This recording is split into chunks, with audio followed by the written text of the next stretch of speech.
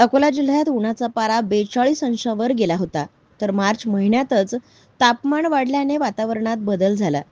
दिवसा ऊन आणि रात्री थंडी अशा वातावरणातील बदलामुळे लहान मुलांमध्ये व्हायरल इन्फेक्शनचं प्रमाण मोठ्या प्रमाणात वाढताना दिसत आहे. तर लहान मुलांमध्ये ताप, सर्दी, उलट्या, जुलाब आणि खोकल्याचं प्रमाण वाढलं. त्यामुळे 8 ते 10 दिवस ताप असण्याचं प्रमाण वाढलं आहे. ही लक्षणे निमोनिया, टायफॉइड सारख्या आजाराची भीती निर्माण करते. यासाठी पालकांनी मुलांना पॅकिंग मधले अन्न किंवा बाहेरचं कुठलाही पदार्थ खाण्यास देणे टाळले पाहिजे, ज्यामुळे व्हायरल इन्फेक्शनचा धोका कमी होऊ शकतो, असा सल्ला तज्ज्ञ डॉक्टरांनी दिला आहे. सध्याच्या स्थितीमध्ये जेव्हाही वातावरणात बदल होतो, म्हणजे आता हिवाळ्याकडनं उन्हाळ्याकडे आपण जातो, तर जेव्हाही असं चेंज इन वेदर झालं की बहुतेक मुलांना काही ना काही व्हायरल इन्फेक्शन्स होत राहतात. कारण की वातावरणामधलं सर्व चेंज होत जातं वातावरण, त्यामुळे मुलांना त्रास होतो. सध्याच्या याच्यामध्ये निमोनिया भरपूर आहे, डायरिया भरपूर आहे. त्याचप्रमाणे 8-8, 10-10 दिवसांपासून ताप असलेले बरेचसे पेशंट सतत येऊन राहिले. त्यामध्ये टायफॉइडही दिसून राहिला. टायफॉइड हा कधी-कधी पाण्यामध्ये थोडंसं इन्फेक्शन असेल किंवा इकडलं तिकडलं बाहेरचं खाण्यात आलं, त्याच्यामुळे असं होऊ शकतं. आणि त्यासाठी मुलांनी एकच काळजी घ्यायची आहे, मुलांनी आणि मुलांच्या आई-वडिलांनी, कमीत कमी बाहेरचं कमीत कमी खायचं टाळावं. जे घरात असेल, साधं असेल ते खाल्लं तरी चालतं.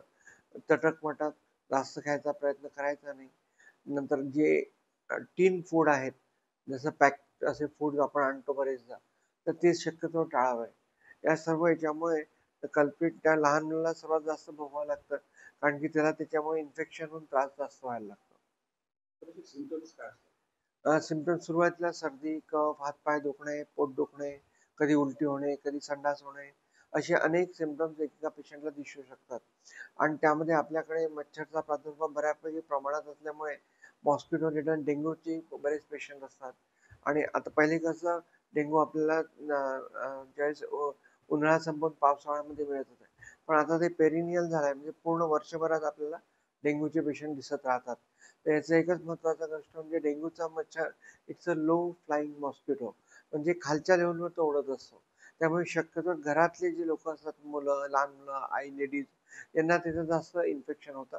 तर शक्यतो जर फुल बाह्याचे कपडे लहान बाळाला आपण घातले, तर त्याचं इन्फेक्शन आपण त्याला टाळू शकतो.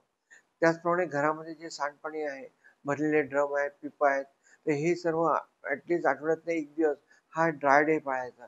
म्हणजे मच्छरांचे दाणे, म्हणजे अंडे तिथे पिल्लावरती तयार होत नाही.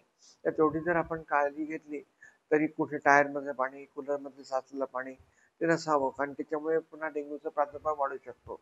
आता कूलर सुरू झालेले आहेत उन्हाळ्यामुळे, तर त्याच्यामध्ये आपण हे लक्ष ठेवणं अत्यंत गरजेचं आहे की ॲटलीस्ट ते पाणी जे आहे ते क्लीन वॉटर, आणि रोजचं बदल जर आपण 8-8 दिवसाला ते कूलर थोडंसं उन्हात ठेवलं, तर जास्त संयुक्तिक राहतं, कारण त्यामुळे मग इन्फेक्शनचं प्रमाण कमी राहील डेंग्यूच्या. संपादक सतीश देशमुख, 9970321817.